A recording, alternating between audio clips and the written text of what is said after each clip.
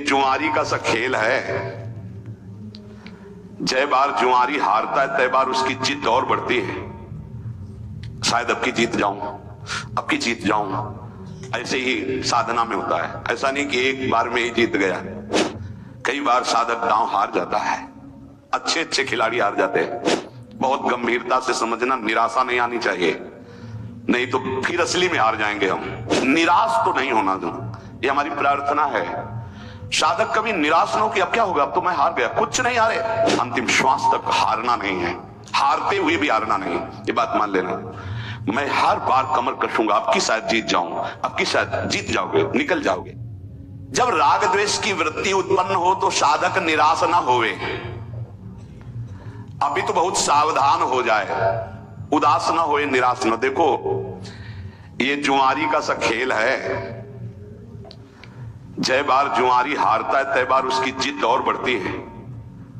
शायद अब की जीत जाऊं, अब की जीत जाऊं। ऐसे ही साधना में होता है। ऐसा नहीं कि एक बार में ही जीत गया, कई बार साधक दांव हार जाता है। अच्छे अच्छे खिलाड़ी हार जाते हैं। बहुत गंभीरता से समझना, निराशा नहीं आनी चाहिए, नहीं तो फिर असली में हार जाएंगे हम। कई बार ऐसा होता है जीवन में, कई जगह राग हरवा देता है, हमको फिसला देता है। फिर एकदम सावधान हो। जैसे जुआरी की, अगर अब की जीत गए तो पूरी बाजी जीत जाएंगे, शायद अब की जीत जाए तो वो तो जीते ना जीते, जीता तो हारा, हारा तो हारा। और यहां हारा तो जीता और जीता तो जीता। ये अध्यात्म है। निराश तो नहीं होना दूं, ये हमारी प्रार्थना है। साधक कभी निराश न हो कि अब क्या होगा, अब तो मैं हार गया। कुछ नहीं हारे, एक नया अनुभव मिला हारने से। जानबूझ के मत हारना, अनुभव नहीं मिलेगा। फिर अगर फिसल गए हो तो अनुभव मिलेगा। कहां से फिसला, क्यों फिसला, आगे बढ़ूं, निराशा नहीं। और आध्यात्मिक ऐसा है कि जैसे जल में ऐसे मारा तो गड्ढा दिखाई दिया, हाथ हटा लिया, पूरा बराबर हो गया। समझ रहे, फिसल गए तो लगा हानि हो गई, लेकिन अध्यात्म में फिर संभल करके चले तो बिल्कुल बराबर हो गया, कोई हानि नहीं हुई, बड़ा मंगल हो जाएगा। निराशा तो उपासक को करनी नहीं, ये ध्यान प्रार्थना हमारी मान लीजिए, नहीं तो आप परमार्थ से हार जाएंगे। अंतिम श्वास तक हारना नहीं है, हारते हुए भी हारना नहीं, ये बात मान लेना। मैं हर बार कमर कसूंगा, अब की शायद जीत जाऊं, अब की शायद जीत जाओगे, निकल जाओगे। बहुत ध्यान देने का विषय वर्णन हो रहा है। यही हमारी आध्यात्मिक उन्नति मारी जाती है। क्या होता है, साधक राग पूर्वक किसी कर्म में प्रवृत्त ना हो, किसी भोग में, किसी विषय में, किसी कर्म में आज्ञा मान करके कर्म में प्रवृत्त हो। यह बड़ा सूक्ष्म विषय है। साधक की कर्मों में प्रवृत्ति या निवृत्ति अपनी रुचि से नहीं होती। मुझे अच्छा लगता है इसलिए करता हूं, मुझे अच्छा नहीं लगा इसलिए छोड़ दिया, नहीं। वो आज्ञा पर करता है, आज्ञा पर त्याग करता है, इसलिए उसका करना राग पूर्वक नहीं और त्याग करना द्वेष पूर्वक नहीं है। वो आज्ञा पे चलता है, साधक है। शास्त्र आज्ञा, गुरु आज्ञा। ध्यान दीजिए, हमारा हर कार्य अब जो ही कहें करें हम, सोई आयत लिए चले निज दासी।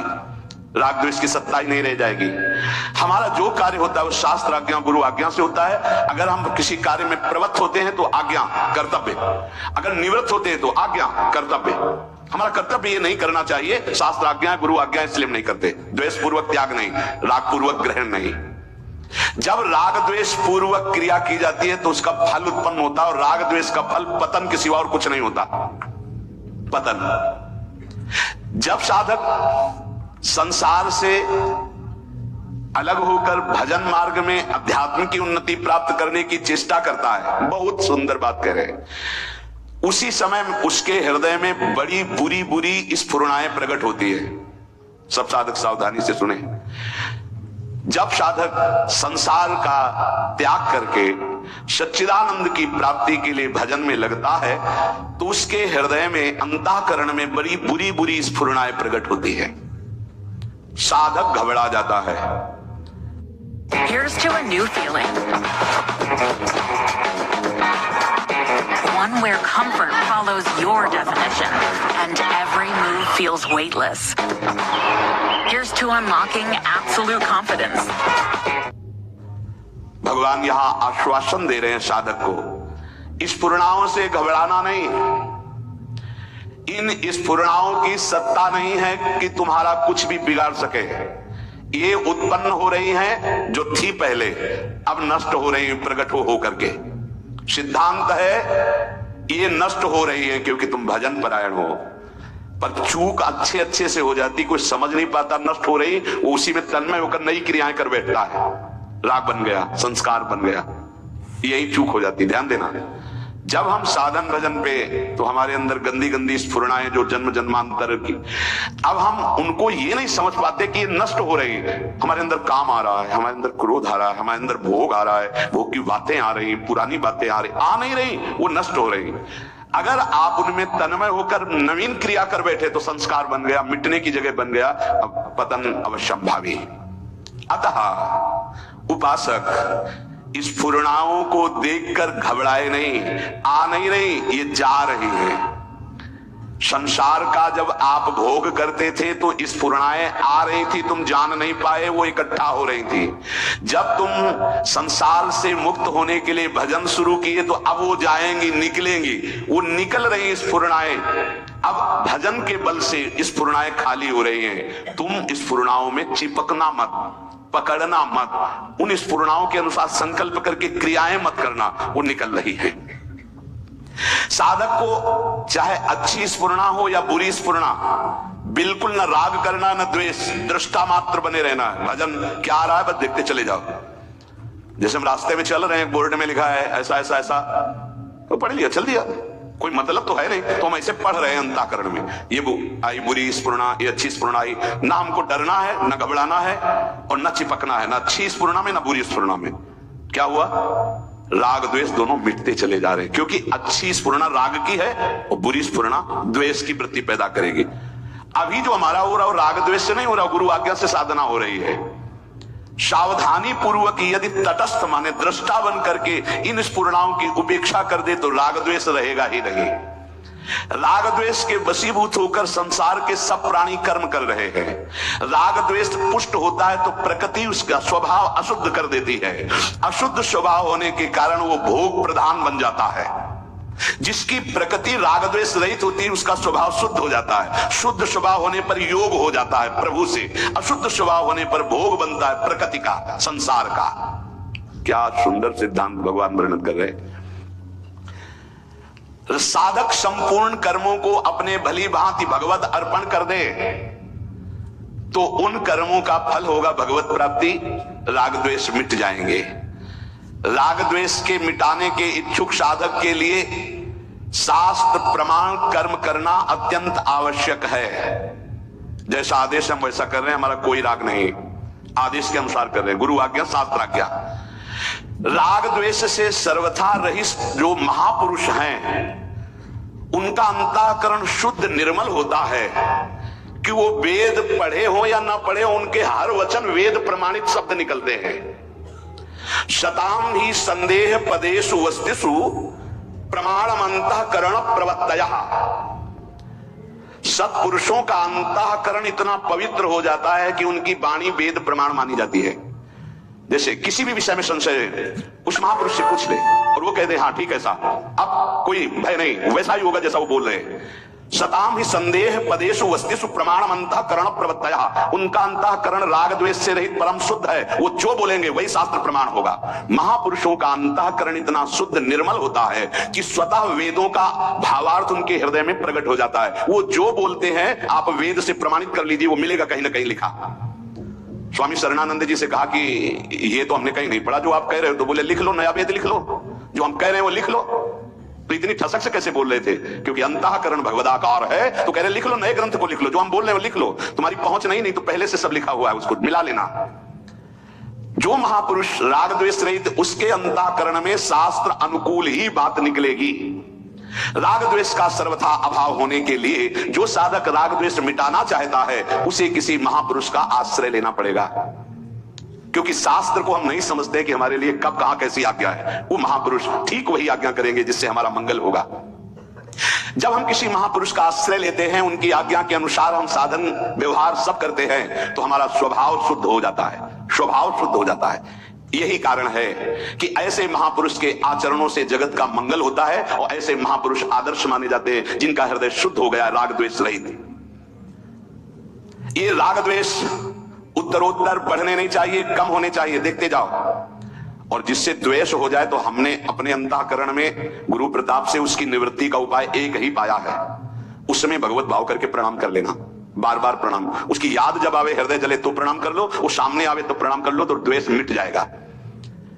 जैसे हम किसी से द्वेष नहीं करते पर बार बार हमसे द्वेष कर रहा है तो हमको लगने लगता है कि हमसे द्वेष क्यों कर रहा है, तो हमारे अंदर भी द्वेष जागृत हो जाता है। अब उससे बचने के लिए अगर उपाय नहीं किया तो द्वेष पक्का हो जाएगा।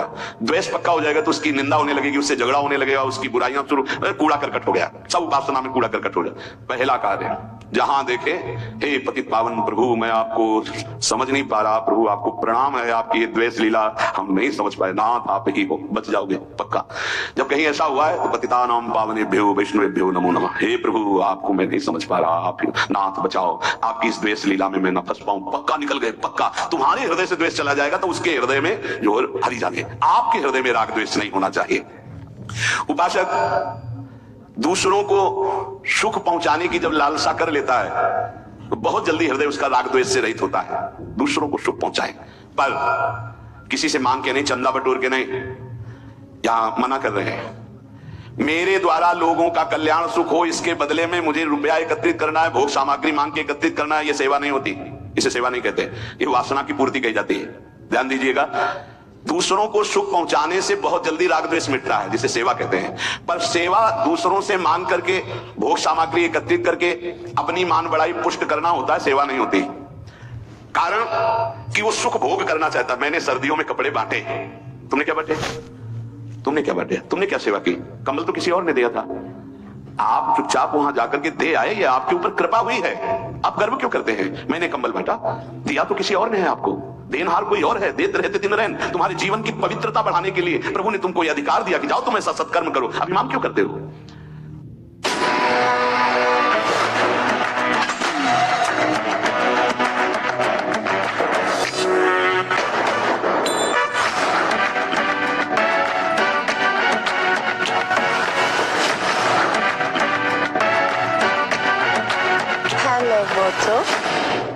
Neeraj Chopra does it again.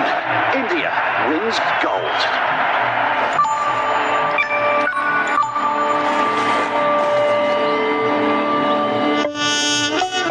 India की ये भूख बड़ी है, हर साल थोड़ी और बड़ी है। कभी एक से ही भर जाता था मन, अब इन आंखों को सपने बड़े देखने की आदत पड़ी है। अब हमें सिर्फ एक टुकड़ा नहीं, पूरा आसमान चाहिए। ये नया इंडिया है, इसे तो बस गोल्ड चाहिए। तो ब्रिटानिया दे रहा है हर इंडियन को मौका पेरिस जाने का। ब्रिटानिया खाओ, पेरिस जाओ। Scan the pack, play hungry for gold, top the leaderboard, and win tickets to Paris. Britannia खाओ, पेरिस जाओ। मैं किसी को कुछ देता हूं ऐसा जिसका हृदय में भाव है, वो आसानी से मेरी बात नहीं समझ पाएगा कि सेवा धर्म किसे कहते हैं। सेवा उसे कहते हैं जिसके बदले में कुछ भी चाह ना हो।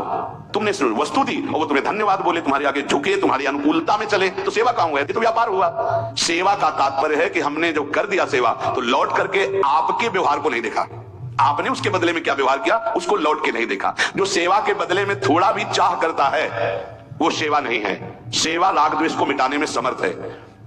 नहीं महाराज जी, सेवा तो धन से होती है, वस्तुओं से होती है। वस्तु और धन के बिना सेवा किसकी बनेगी? और आप कह रहे सेवा करने के लिए धन और वस्तु की किसी से मांग नहीं करनी चाहिए। स्थूल वस्तुओं से उत्तर, स्थूल वस्तुओं से, धन से, भोग सामग्री से कर्म होता है, सेवा नहीं। बड़ा सूक्ष्म विषय है। कर्म से बंधन होता है, सेवा से मोक्ष मिलता है। कर्म से राग द्वेष पुष्ट होता है, सेवा से राग द्वेष मुक्त होता है। सेवा, तुम्हारे पास जो भाव है, तुम्हारे पास जो सामग्री है, उतने से ही तुम मुक्त हो जाओ। सेवा ये नहीं कहती कि चंदा मांग करके करो। सेवा ये नहीं कहती कि दूसरे को प्रभावित करके ये बढ़ता है, यहाँ ये बढ़ता है, यहाँ ये बढ़ता है। जो शास्त्र कह रहा है राग द्वेष मुक्त होने के लिए, हम यहाँ भगवत प्राप्ति की बात हो रही, जिनका लक्ष्य भगवत प्राप्ति है। तुम्हारे पास जो भाव है, तुम्हारे पास जो सेवा सामग्री, उसी से तुम्हें मुक्त होना है राग द्वेष से। जो वस्तुओं से सेवा का भाव किया जाता है वो कर्म बनता है, सेवा नहीं। स्थूल वस्तुएं जितनी तुम्हारे पास है उतने से तुम्हें सेवा का अधिकार है। जैसे तुम एक शॉल ओढ़े हो, कोई थर थर कांप रहा है, अपना सवाल उड़ा दिया, तो 1 करोड़ कंबल उड़ाने का जो फल है वो तुम्हारे सवाल के बराबर नहीं होगा, क्योंकि तुम्हारे पास एक ही था। तुमने अपने शरीर की परवाह न करके उसको उड़ा दिया। ये तुम्हारा राग द्वेष से मुक्ति का कारण बनेगा। समझना, आपने 50 लोगों से संग्रह किया, आपके सैकड़ों लोगों को उड़ा दिया, तो अंदर से देखना तुम्हें गर्व जागृत होगा कि हमने सैकड़ों गरीबों को कंबल उड़ाए। तो तुम्हारा आम पुष्ट हुआ या राग द्वेष नष्ट हुआ? बड़ा सूक्ष्म विषय है, देखना। जब अंतःकरण में वस्तु का महत्व होगा तो स्वामी भाव आएगा, सेवक भाव नहीं। ये बड़ा सूक्ष्म विषय है, चाहे कोई जाने या ना जाने। जब वस्तु का महत्व होगा तो सेवा भाव नहीं, स्वामी भाव आएगा। मैंने उसको ये दिया, मैंने ये किया। और जब वस्तु का महत्व नहीं होगा, भाव का महत्व होगा, तब सेवा बनती है। हम 4 रुपए सब्जी के लिए जा रहे थे, रास्ते में देखा कोई बहुत कष्ट से तड़प रहा है, उसे अस्पताल ले गए, 4 रुपए पूरे के पूरे लगा दिए और नमक रोटी खा लिया, बहुत बड़ी सेवा बन गई।